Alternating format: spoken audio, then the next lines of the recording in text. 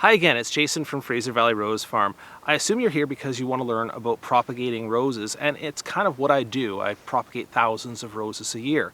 But if you're new to me, I may want to start at the very basic level of learning the propagation methods. And so for this video, I'm starting with all of the different methods that you can use to propagate roses. There are 6 of them that are commonly used, and I want to give you an overview of them.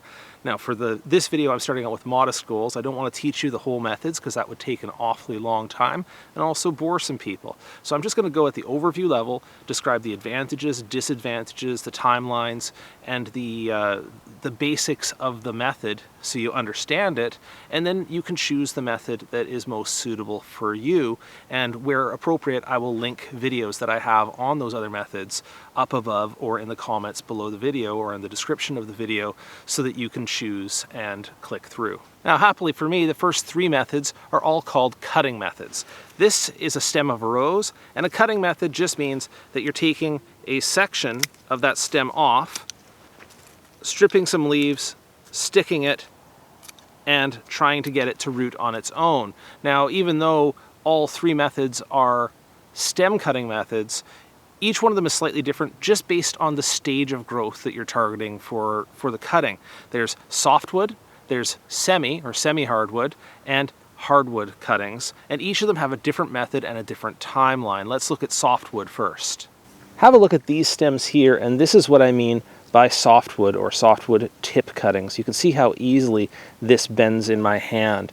Now, these are the fastest growing and softest and tenderest part of the rose, which gives you a very quick success or a very quick failure if you use it as a cutting. You need to control your temperature, light, and humidity very carefully, and even so, I've had a high rate of failure with softwood tips. I find it to be quite variable. Some of the faster growing floribundas and miniatures will do fairly well from this method, but for most methods I find that the failure rate is higher than average. However, it is probably the fastest method, and you can use it for a number of tips because you have lots and lots of tips to take it from. So if you want a good quick experiment and try your skills at this, that's the first method. The second method of cuttings is the one I use the most. It's called the semi-ripe or semi-hardwood method of cuttings. And typically, if you're looking at a rose, you will find that the material on the stem just behind a developing, open, or spent flower will likely be in the semi-hardwood stage. So if I cut down here, what I can tell about this stem, without poking myself too badly, is that it's got some firmness to it. It isn't stiff, it doesn't feel like it's going to break, but it just bends, but not quite so gently or quite so easily as those softwood tips did. I'm going to give it a cut right here and strip off some extra leaves and give you an idea that this is what a semi-hardwood cutting kind of looks like. What I will say about the semi-hardwood method is that it is much less difficult than the softwood method. You don't have to have as precise control of your temperature, humidity, and light, and it tends to be more tolerant of those conditions. You can still do it in large numbers because there's plenty of stems on roses that have this material on it, and cutting method is relatively easy. Both methods, both the softwood and the semi-hardwood, will benefit from the addition of rooting hormone if you choose to use it. It will speed things up and it will improve your success rate. On softwood cuttings, it should be 0.1% or around there, and for semi-hardwood cuttings, around 0.3 or 0.4% IBA, which is the active ingredient in most rooting hormone formulations. I'll include some footage here of how I stick these. I stick them in potting soil and under mist or under humidity domes, and should also say that's exactly the same method that I use for the softwood cuttings. However, the softwood cuttings are just a little more prone to failure or variability. Well, the first 2 methods, softwood and semi-hardwood, are fairly similar in the way that you do them, just differing a little bit in timeline, temperature, and humidity. The hardwood cuttings are actually done in a completely different time of year. Hardwood cuttings are usually reserved for the fall and winter because they're very slow.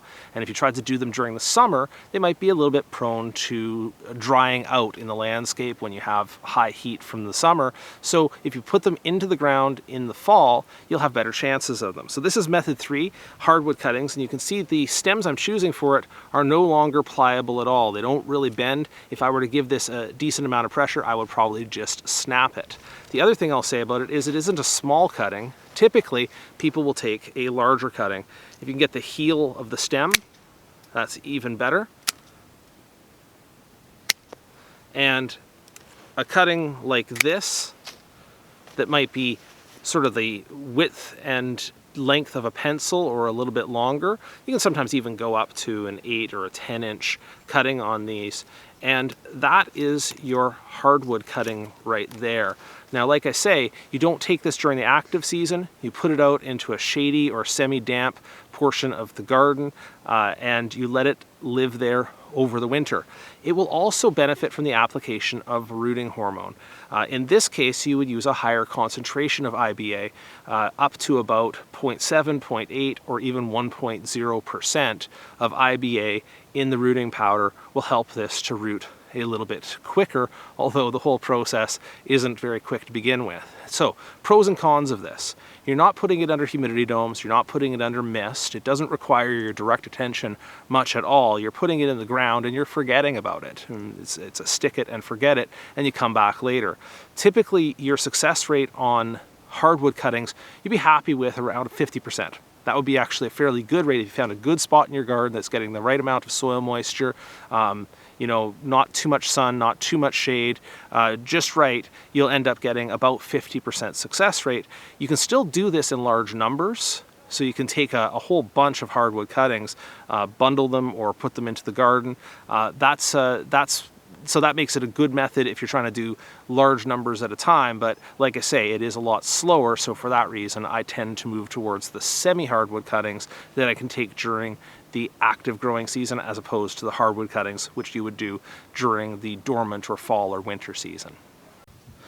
Method number 4 is called layering, and layering takes advantage of the fact that a lax shrub like this that lays its branches down along the ground, if you were to pin that branch, like this one here, if you're to pin it underground, underneath the soil, underneath some mulch in this case, and leave it there for a length of time, it will take advantage of the situation by rooting that section of stem.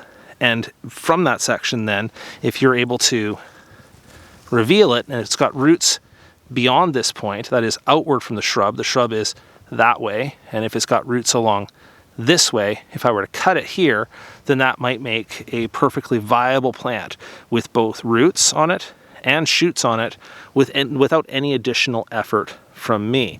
And let me have a quick look here and see if this section has rooted, because I pinned it down earlier this year. It definitely has rooted into this section. So if I were to cut that off and get it out into a pot, then I have a brand new rose without much effort on my part. Now, advantages, disadvantages, this is also a growing season thing. You put these stems under the soil or under the mulch during the growing season, and it tends to be not a very high volume.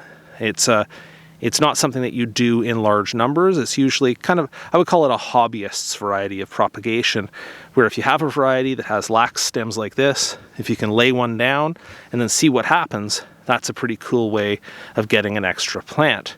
There is a version of this called air layering, and I'll insert some footage here as well, where you replicate the same circumstances, but you do that above ground on varieties of roses that are not quite so liable to be lax like this. I mean, if you have an upright variety, it isn't going to lay its stem down to do that. So you put it into a container, you put some damp peat moss in there, and sometimes you'll scrape a section of the stem and put some rooting hormone on there just to help the process along, and then you'll come back and check in the same timeline. So usually you can expect that if you did it early in the season, you might have some rooting by the end of the season. If you did it mid-season, you probably wouldn't even check back until next summer. Method number 5 is grafting, and although it is a popular method for producing roses, it's not something I do on the farm here at all, and I tend to think it's not so much a common method amongst small hobbyists either. It's more a production method used by the large rose production facilities down in California or Arizona or Texas that produce roses in large numbers. Now, what the method includes is that they take a bud of a scion variety, that's the variety that you want the flowers of, and they graft it onto the rootstock of another variety, a rootstock variety that is supposed to confer upon it some additional benefits, either disease resistance within a certain kind of soil, or to make it more vigorous, or in some cases to withhold its vigor in other plants. So it's really it's intended to take the growing qualities of the rootstock and add that to the top stock variety. Like I say, it isn't so much a hobbyist thing, although I've seen some hobbyists take a turn at it and have a good time and do multi-grafts of multiple varieties on the same rootstock is kind of a fun thing. But it's not a method that I'm going to cover here because it's just not something that I have that much experience with. This final method is called own root suckering, and I guess it's going to look a lot like layering to some degree, because what you see down here is a new stem that's emerging from the base of this rose, but it's emerging in this case a couple of feet away from the main base of the rose. Here's another one, and here are some more, and here are some more over here. So what's happened here is that this is a rose that spontaneously does what the layering is trying to accomplish, which is it sends out stems below the ground and pushes them out at some distance from the main crown of the rose. Now, the last step I talked about was grafting. We don't want this. We don't want to take the suckers off of a grafted rose, because that will be the rootstock variety. In this case, this variety is identical to the main variety. I know that because it's an ungrafted rose. Also, the foliage and everything looks exactly the same as the mother plant. So that's another good clue for me. So just like I did with the layering, if I dig down behind that and pry it away from the mother plant, I will have a brand new mother plant. There are some species and varieties that do this quite frequently. Notably, the rugosa roses often will sucker, as well as this one here is in a class called the Gallica roses, and the Gallica roses can sucker pretty profusely as well. And that can be a very easy way to get extra roses, although it can also be a bit of a pain in the garden too. Like I say, with layering, you kind of have to bring it on yourself. With these guys, they do it spontaneously, and they can run quite a distance in the garden and take over a lot of space if you let them. So that's not what I intend to do with this one here. I will dig it back, take out the ones I need, and then dispose the rest. Thanks so much for watching my overview today of 6 propagation methods for roses. I'm more than willing to go into these topics in more detail. I've done so in my other videos and will do so again in future videos. But if you have a more pressing question about any of these methods, please drop those down in the comments below the video, and thanks again.